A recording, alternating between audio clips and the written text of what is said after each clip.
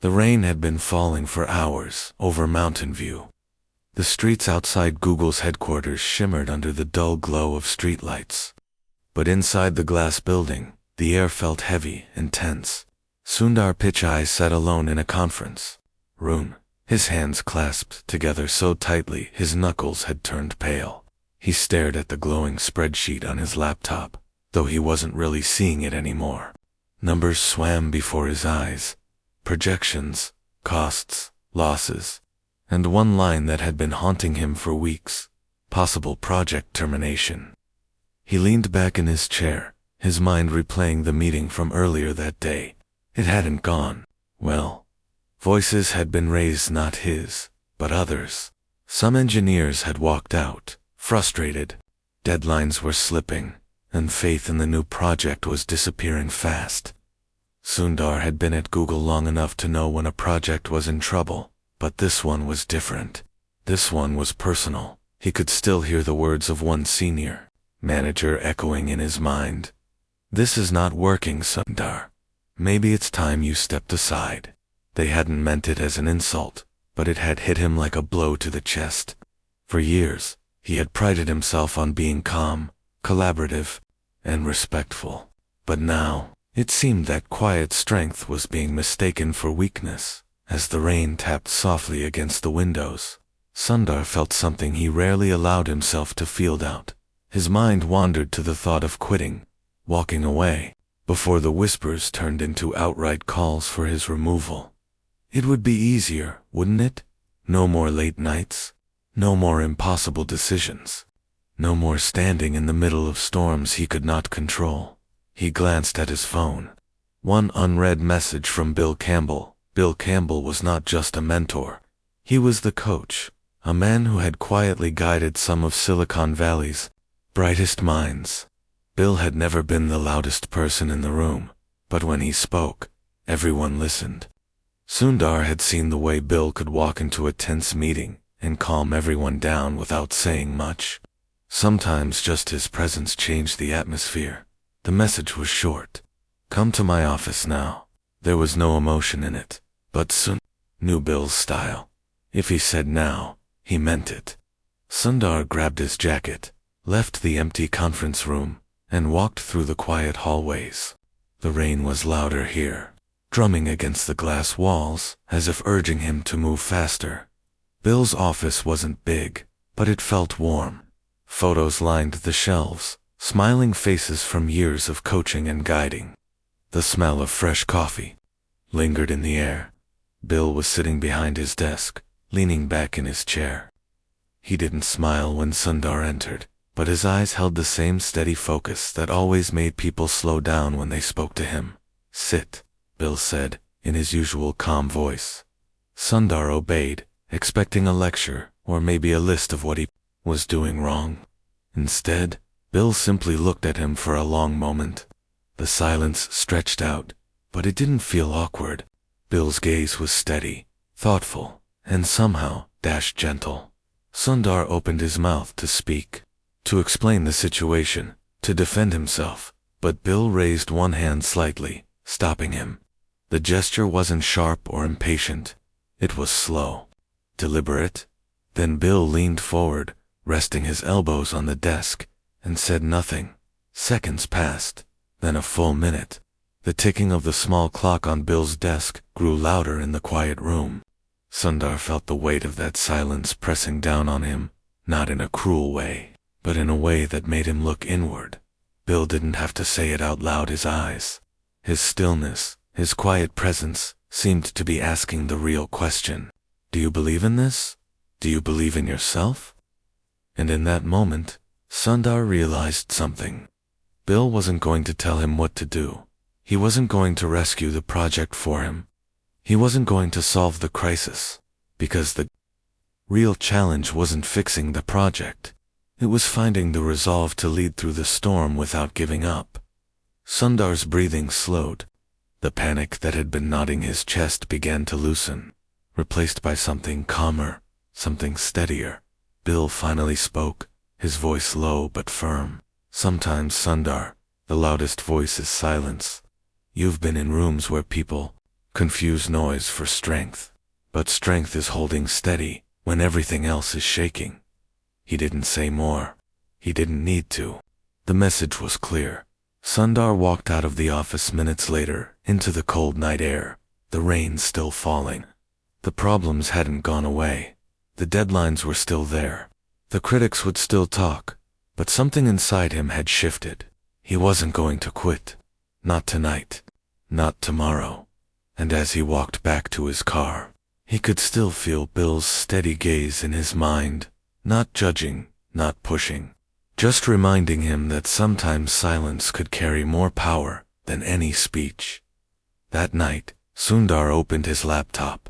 Again. And this time, he wasn't staring at the numbers in defeat. He was looking at them like a puzzle he was ready to solve. The next morning, the sun rose over Mountain View, turning the wet streets into mirrors of gold. Sundar sat at his kitchen table, a half-finished cup of coffee in front of him, his laptop open. The world outside was calm, but inside his mind, the storm still lingered. Only now, it felt like a storm he could navigate. Bill's words from last night stayed with him, echoing quietly every time his thoughts drifted toward fear. He had told himself he wasn't going to quit, but the reality of the day ahead pressed heavily on his shoulders. The project, codenamed Horizon, was on the brink of collapse. Horizon was supposed to be the next big thing, a product that would change the way billions interacted with information. But deadlines had slipped, costs had soared, and internal trust was falling apart. By mid-morning, Sundar was back at Google's headquarters. The office smelled faintly of fresh pastries and strong coffee, but the tension was still in the air, invisible yet heavy. He stepped into the elevator, riding up with a few engineers who nodded politely but didn't say much. The unspoken truth was that everyone knew the situation was bad. As he walked into the meeting room, Sundar noticed the familiar faces: project managers, engineers, designers. Some looked tired, others frustrated. One man, Raj, kept his arms folded, his jaw tight. Raj had been one of the loudest critics the day before. "Let's start," Sundar said calmly, taking his seat at the head of the table. The first 20 minutes were hard. People spoke over each other, complaints mixed with technical jargon. Some wanted to scale back the project completely. Others wanted to shut it down. Sundar listened carefully, his pen motionless in his hand. He remembered what Bill had shown him, how silence could have weight, how stillness could steady the room. Finally, he spoke, his voice even but firm. "We're not here to assign blame. We're here to fix this. And we can fix this together." There was a pause. It wasn't magic. No one suddenly clapped or cheered. But the room shifted slightly. A few people sat back. The volume lowered. "Let's break this down," Sundar continued. "What's the single biggest blocker right now?" An engineer named Maria raised her hand. "Our search integration isn't working with the new AI model. If we can't get it stable in the next 2 weeks, nothing else matters." "Okay," Sundar said. "Then that's where we start. Who do we need in that room to solve it?" As the discussion moved forward, Sundar made a conscious effort not to dominate it.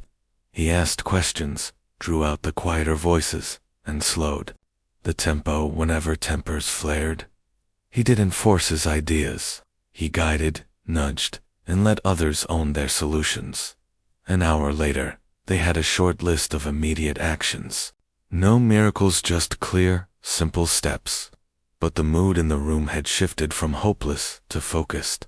When the meeting ended, Raj approached him. His expression was still guarded, but there was something different in his tone. "Look, I was harsh yesterday. I just didn't think we had a chance. Maybe we still do." Sundar nodded. "We do. But only if we work like we mean it." Raj gave a small smile. "Then let's work like we mean it."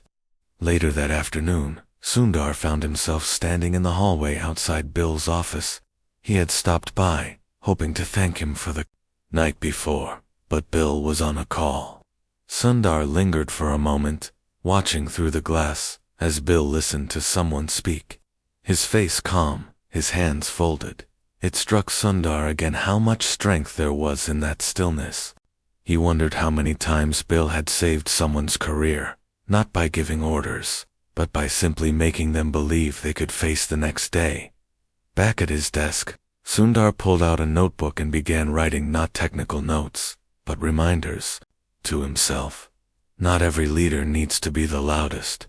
When the room shakes, you hold steady. People remember how you made them feel, long after they forget your words. That evening, as the sun dipped behind the hills, the first small breakthrough came in the form of an email from Maria. They had found a possible fix for the AI integration. Problem: it wasn't certain yet, but it was real progress. Sundar leaned back in his chair, letting out a slow breath. This was just the beginning, but for the first time in weeks, he felt the quiet hum of momentum. The next week began before sunrise for Sundar. He sat at his kitchen counter with a glass of water, no coffee yet, letting his mind settle before the day's rush. The city outside was still asleep, the streets dim under streetlights. It was the kind of quiet that gave him space to think clearly. He knew Horizon was still fragile. One wrong step could send the whole thing crashing down. But the team had taken their first small win, and that mattered. When he reached the office, the early morning silence inside the building reminded him of Bill's office the other night. It wasn't just about silence for commit, it was about silence for clarity. He walked past empty desks, toward the engineering lab where Maria and her team had spent most of the night. Maria was there, hair pulled back, eyes red from lack of sleep, but she smiled when she saw him. "It's holding," she said simply. "We ran the integration through stress tests all night. No crashes, no memory leaks." Sundar's shoulders eased a little. "You've done good work. Go get some rest." She shook her head. "Not yet. We still need to see how it holds under live queries. If it fails, we'll know by noon." By noon, they knew it didn't fail. The AI model finally spoke smoothly to the search system without choking. For the first time in weeks, Horizon had passed a critical milestone. The news spread fast inside the team, and Sundar could feel the shift in energy. Engineers who had been avoiding eye contact were now stopping by each other's desks to talk about next steps. But Sundar knew that a single victory didn't mean safety. Projects could survive technical failures if the team stayed united, but once trust broke, nothing could bring it back. And some people still doubted him. That became clear during an afternoon budget meeting. A senior finance officer named Caleb leaned forward across the table, his voice low but sharp. "Look, Sundar, even if this works, we're burning resources at a rate we can't sustain. The board will want to know why we're still pushing this instead of cutting our losses." The words were calculated. Caleb was testing him in front of others. Sundar felt the old instinct to defend himself quickly, to fill the room with reasons and numbers. But he remembered Bill's hand that night, lifted gently to signal him to wait, so Sundar didn't rush. He let the silence hang for just a moment long, enough for Caleb to shift in his chair. Then he spoke, his voice even. "Cutting our losses is an option, but so is proving we can deliver something the world hasn't seen yet. I believe in the second option. If we get to the next milestone in 3 weeks, the resource burn will be worth it. If we don't, I'll make the call myself to end it." There was no argument after that. Later, as he walked down the hallway toward his office, his phone buzzed. It was a text from Bill. "Silence isn't empty. It's full of answers, if you let it be." He smiled faintly. Bill always seemed to know when to drop a reminder at the exact right moment. Over the next few days, Sundar worked side by side with his team. He didn't just assign tasks, he joined late-night code reviews, brought in coffee for the engineers, pulling double shifts, and checked in personally with those who looked worn down. He remembered something else Bill had once told him. People don't follow a title. They follow someone who shows up when it's hard. One night, as he was leaving the lab, He found Raj still at his desk, staring at a screen filled with dense code. "You should be home," Sundar said quietly. Raj shrugged. "Horizon's starting to feel real again. I don't want to lose that." "We won't," Sundar said, and he meant it. By the end of that week, they had cleared 2 more technical hurdles. It was still a fight, but now the fight had purpose. On Friday evening, Sundar stood alone in one of the glass corridors, watching the last rays of sunlight stretch across the campus. The road to success still looked long, but for the first time in months, he felt like they were walking it together, and that was everything. Monday morning began with a hum of optimism in the air. The fixes were holding, the team was clicking, and for a brief moment, Sundar allowed himself to believe they had turned a corner. But as he stepped into his office, a thin envelope lay on his desk. No label, no sender, just his name written in plain ink. He opened it slowly. Inside was a single sheet of paper with a typed message. "You can't trust everyone in your team. Some are waiting for you to fail." Sundar sat back in his chair, reading the line again. There was no signature, no clue who had sent it. He knew things like this happened in big companies. Pressure could bring out hidden rivalries, but the timing was cruel. He folded the paper and slipped it into a drawer. He couldn't afford to let suspicion poison the team. Not now. But the words stuck with him through the day, making him watch faces more carefully. Notice pauses in conversations. Hear the subtle shifts in tone when people spoke about Horizon. That afternoon, during a critical progress review, he spotted it Caleb and 2 other managers exchanging a glance when an engineer mentioned a potential delay in the next phase. It was quick, almost invisible, but Sundar caught it. After the meeting, he walked to the small courtyard outside the building, needing air. The winter sun was pale, casting long shadows across the stone benches. He took out his phone and typed a message to Bill. "How do you lead when you don't know who's with you and who's waiting for you to fail?" He didn't expect an immediate answer, but Bill replied within minutes. "You lead the same way, with clarity, not fear. People will show themselves in time." That night, Sundar stayed late, reviewing the project plans himself. He wanted to understand every detail, not because he doubted his team's skills, but because he needed to see where the real risks lay. By midnight, the office was nearly empty. He looked up from his screen to find Raj standing in the doorway, with 2 cups of tea. "Thought you might need this," Raj said, setting 1 cup on the desk. "You should be home." Sundar replied with a tired smile, "And miss watching you work yourself into the ground." "Not a chance." Raj grinned, but there was seriousness in his eyes. "Look, I know there's been talk, people questioning you, but I'm here because I think you're the right person to lead this. I just wanted you to know that." The simple honesty of it hit harder than any speech. Sundar nodded slowly. "Thank you. That means more than you think." The next few days were a blur of intense work. Deadlines loomed, but small victories kept coming: a breakthrough in data speed, a cleaner interface, a stable prototype. Still, the undercurrent of doubt remained. There were moments in meetings when conversations stalled because someone hesitated, as if weighing whether to share information. On Thursday, as the team prepared for a major internal demo, disaster struck. The system crashed during the final pre-demo test, wiping out several hours of configuration work. Panic rippled through the lab. Some engineers swore under their breath, others stared at the floor. Sundar stepped into the middle of the room. "Listen, this is not the end. We've fixed worse. We're going to fix this too. But we need calm heads right now." His voice wasn't loud, but it cut through the noise. He assigned tasks quickly, pairing experienced engineers with newer ones, making sure no one was left alone to drown in frustration. Within 2 hours, they had isolated the Problema-corrupted module in a third-party component and replaced it.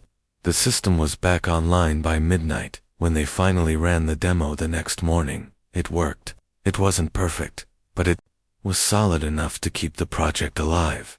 After the presentation, Maria pulled Sundar aside. "Whoever sent that letter to you, they're wrong. This team's not perfect, but we're not here to watch you fail. We're here to make this work." Sundar didn't tell her. He had never mentioned the letter. Somehow, she had guessed. The next phase of Horizon was the most dangerous yet public exposure. Until now, the project had lived inside the safe walls of internal testing.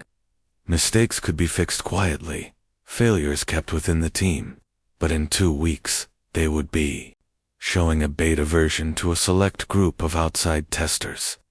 Once that happened, the feedback, good or bad, would spread quickly. Sundar knew this was the moment when projects either took flight or fell apart in the public eye. The pressure was not just technical, it was personal. The board would be watching closely, measuring whether his leadership had been worth the risk. On Monday morning, he called the entire Horizon team into the largest conference room. The room buzzed with low conversations until Sundar stood at the front. He didn't use slides or a projector, just his voice. 2 weeks from now, Horizon will be in the hands of people outside these walls. That's not a threat. That's a gift. It's our chance to prove this belongs in the world. Every small detail matters now, and every one of you matters now. I'm asking you not just to build a product, but to build the future we believe in." There was a quiet ripple through the room, no applause, but a collective stillness that told him they were listening. The next days were intense. Sundar split his time between coding sessions, design reviews, and one-on-one check-ins. He noticed something encouraging. The small fractures in the team had begun to close. Raj was collaborating with Maria without the sharp comments that had once marked their interactions. Even Caleb, who had once doubted openly, had started offering useful suggestions instead of criticisms. But the work was grueling. Every test revealed small bugs. The AI model's accuracy would spike 1 hour and dip the next. The interface ran smoothly on high-end devices but lagged on older ones. One night, near midnight, Sundar was still in the lab with Maria and 2 junior engineers. They were testing a new voice recognition module when the system suddenly misinterpreted a simple command in a way that could have been disastrous if it had happened in the beta test. The room went still. Maria swore softly. "If that happens during the public demo, we're finished." Sundar took a breath. "Then we make sure it doesn't happen. No shortcuts. No rushing just to meet the date." Maria looked at him, tired, but resolute. "That might mean we missed the deadline." "Then we explain why we missed it," he said. "We launch when it's ready, not before."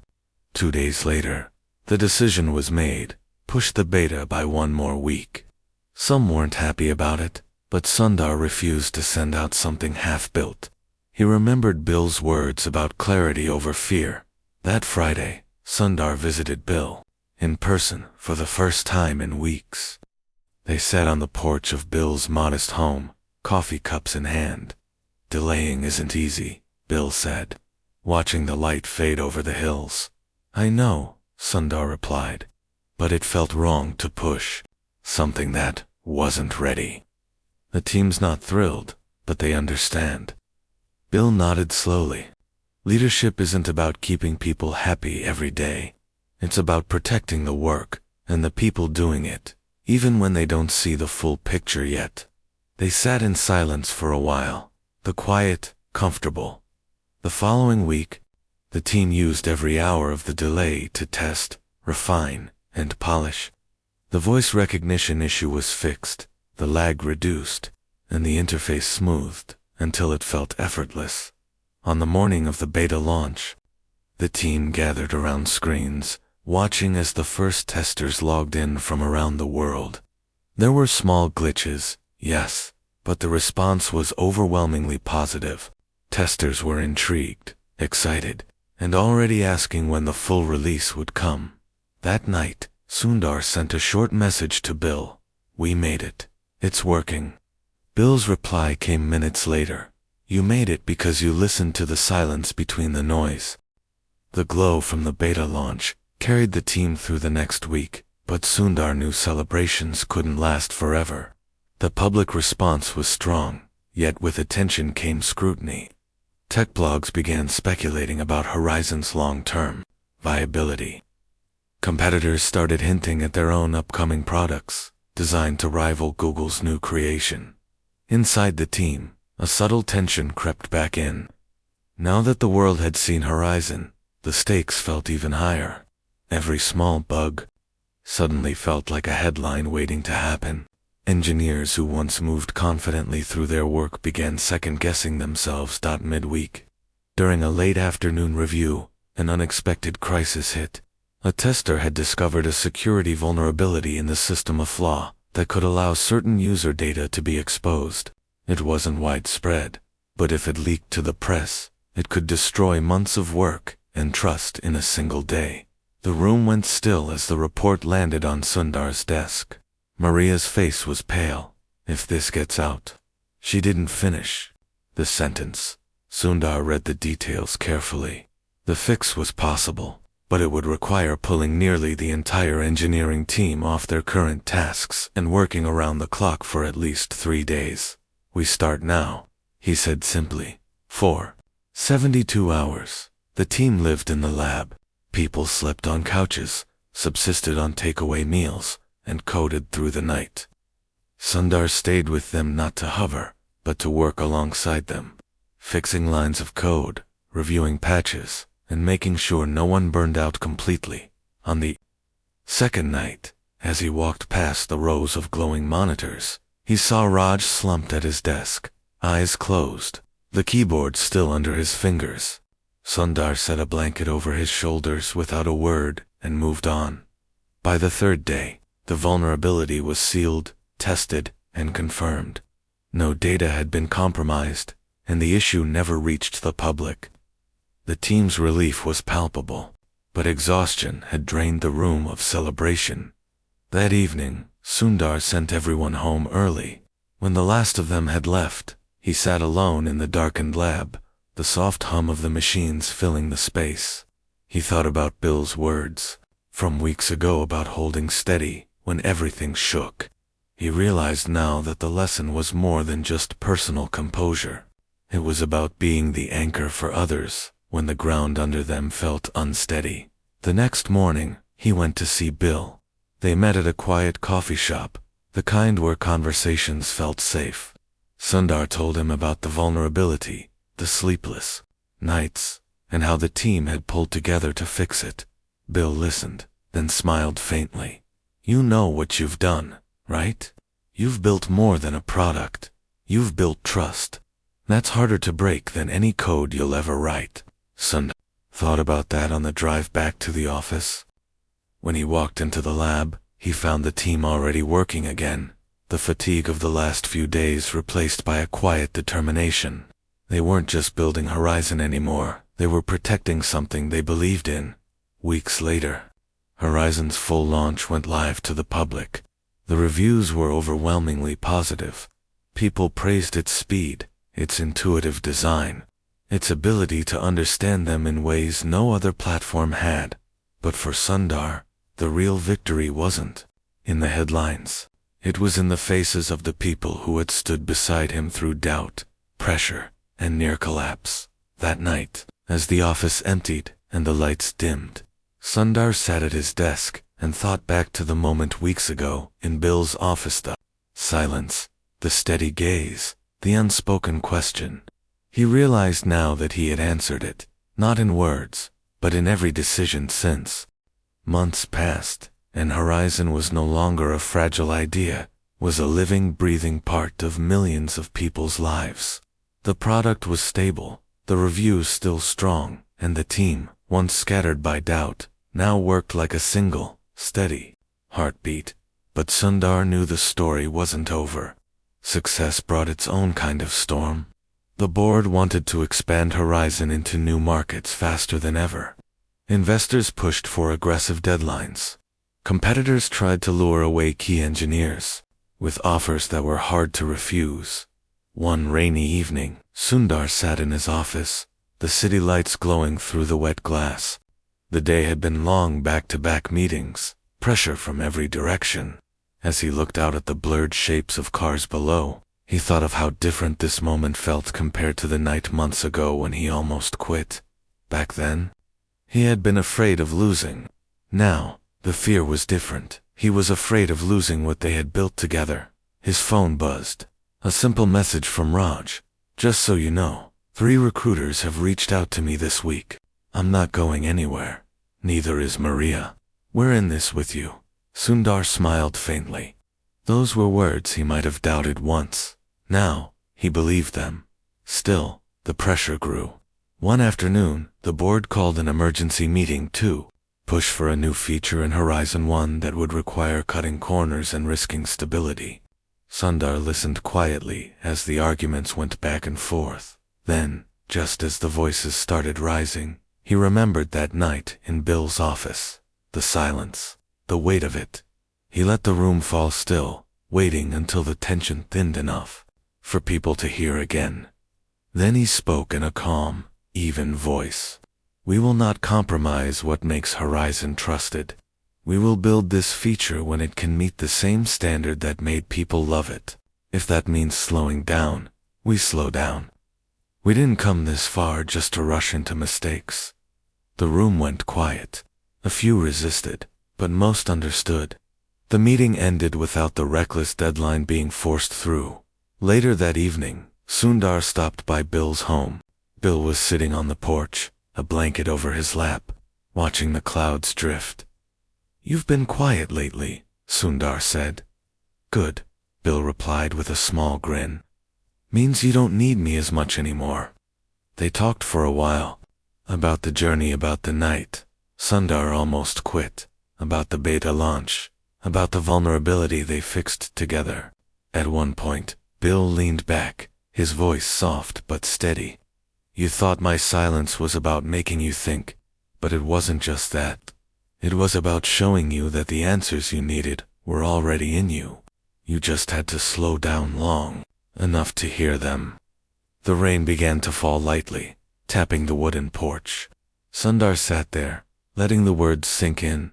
Weeks later, at the 1-year mark of Horizon's launch, the team gathered in the main hall. Maria, Raj, and dozens of others stood together, sharing stories of the long nights, the near disasters, the breakthroughs. Sundar didn't give a long speech. He simply thanked them for trusting him, and for trusting each other. When the applause faded and the room emptied, Sundar stayed back for a moment, looking at the space where they had stood. The silence that filled it wasn't heavy like before, it was warm, full, alive. He realized then that Bill's greatest gift hadn't been advice or strategy. It had been teaching him the strength to stand steady, to listen, and to lead with quiet conviction when the world demanded noise. And as the sun dipped behind the glass walls of Google's campus, Sundar knew that whatever storms came next, he would face them the same way, grounded, and with the kind of silence that spoke more than words ever could.